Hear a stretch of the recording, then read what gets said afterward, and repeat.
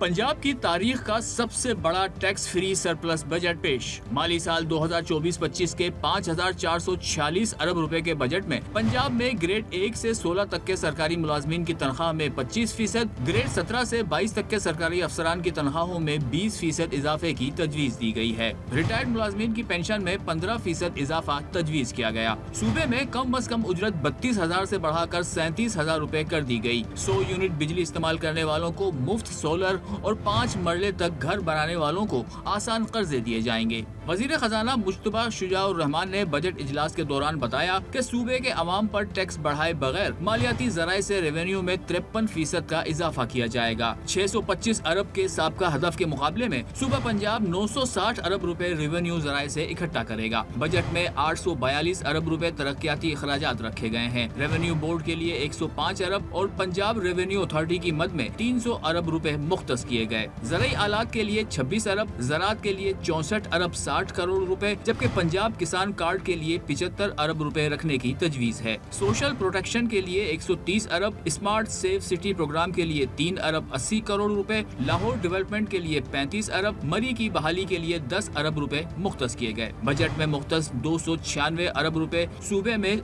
2380 kilometre सड़कों की तामीर और बहाली पर खर्च होंगे। 10 अरब रुपए अपनी छत, अपना घर और 6 अरब लैपटॉप स्कीम के लिए रखे गए हैं। 2023-24 बजट की सप्लीमेंट्री ग्रांट के लिए 268 अरब रुपए की तजवीज भी दी गई।